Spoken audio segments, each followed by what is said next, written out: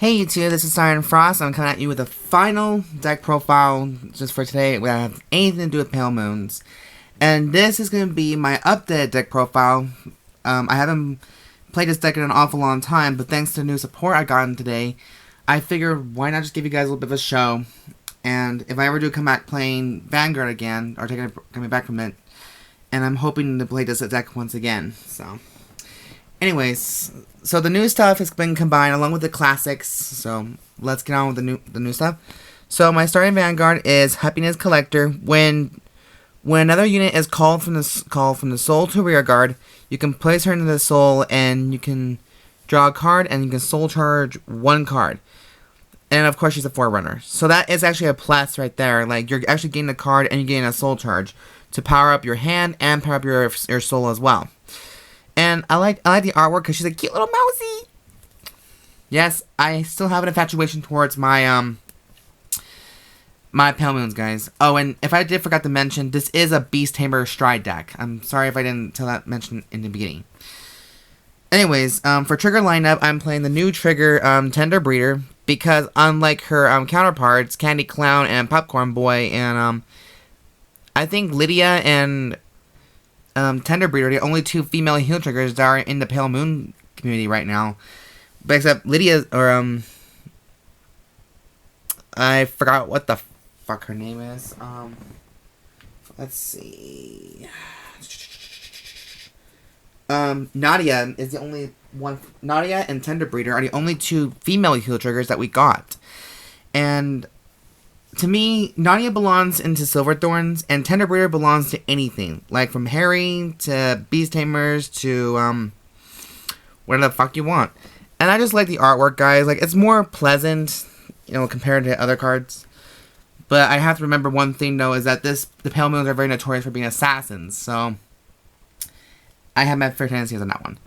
So, next thing to know, I'm playing 4 of the shiny stand triggers, Amethyst, Beast Tamer, because, 1, I love the shiny. And I did have some history with using stand triggers in Pale Moons at one time before I gone completely 12 crits on all the clans. So anyway, what she does is basically she's a Margot clone. You can place her into the soul and you can choose one of your Vanguard or Rear Guard that gives 3k power. And so that's, to me, that's pretty good. And it's also a counterpart. Nah, screw it, never mind. And in this deck, we're also playing 8 crits. I'm playing 4 jugglers or 8 jugglers total. Dynamite and Poison jugglers. Poison is just in there because he's just like Margot and like Amethyst as well, like a 3k boost put in the soul shit. And Dynamite's in here just because I do not want to use Barking Dragon because he's meant for Silverthorn, and I'm very strict on that. So anyways, that's the Grade 0 lineup, guys. And I know it's gonna kill me at the very end because I'm running not all 12 crits, but you know what? Jane Storm did say to expand your horizons a little bit. So you know what? I'm going to grow some balls. And actually just play a different trigger. So, yeah. Anyways, so for grade 1s, I'm playing 4 copies of Turquoise Beast Tamer. Now, I've seen a lot of deck profiles that actually revolve around 3 or 2 of her. But if you think about it, as long as you have a Crimson Beast Tamer in a soul, she does stay at 3,000 power until the end of your turn.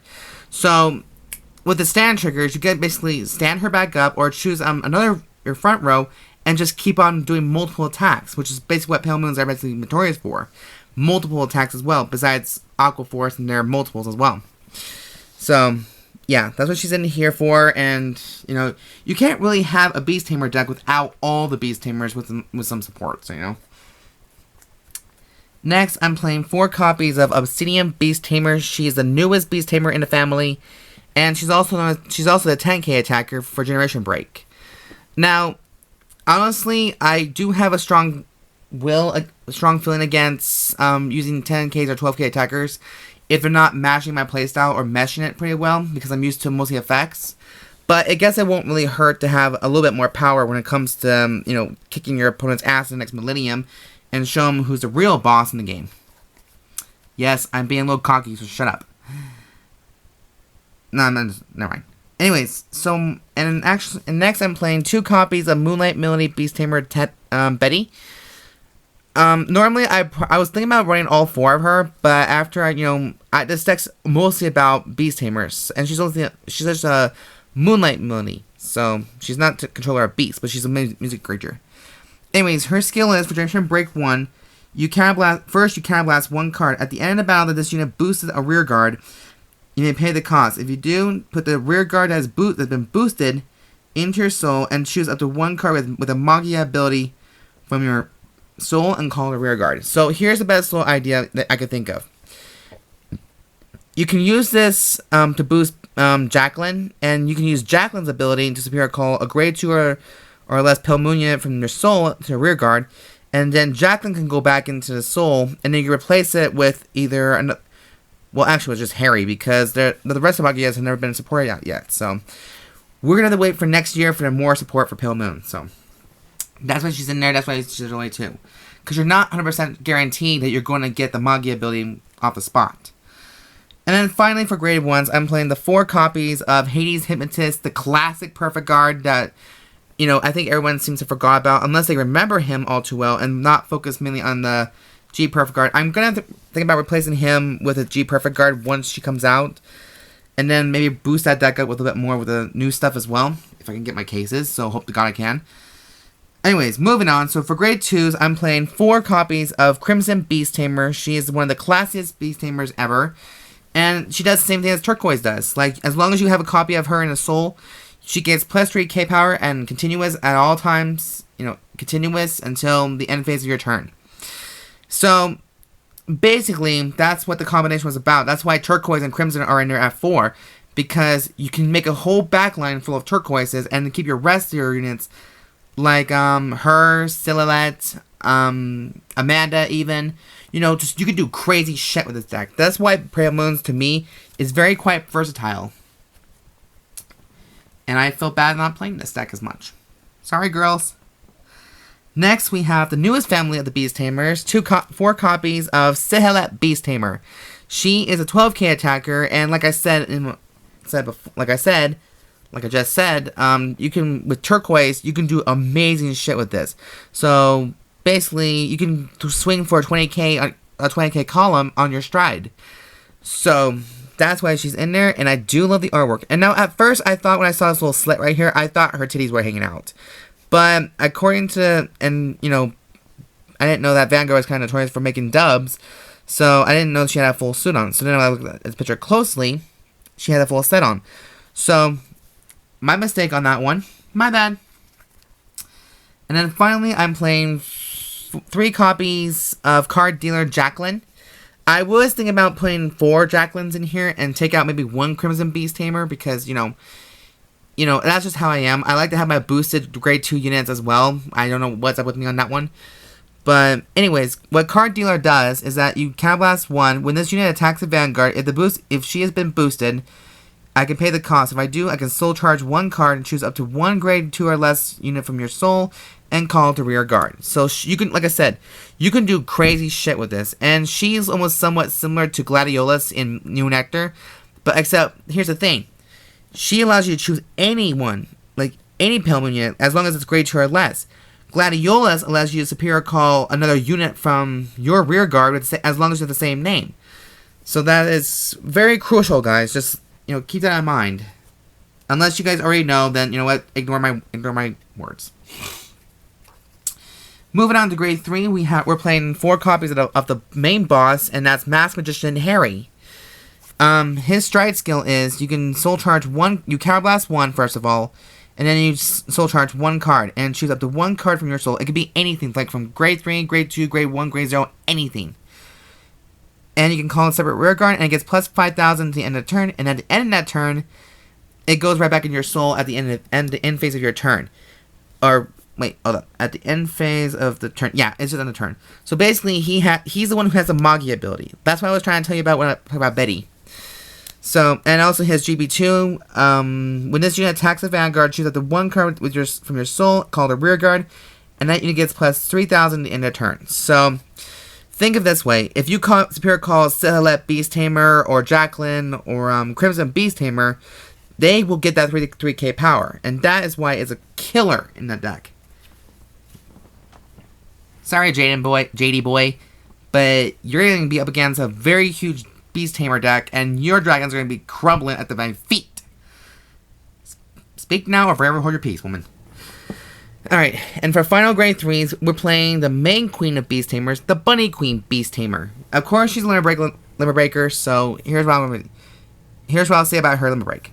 Counterblast 2, for each of your units with Beast Tamer in its card name, choose up to one card from your soul and call them to separate rear guards.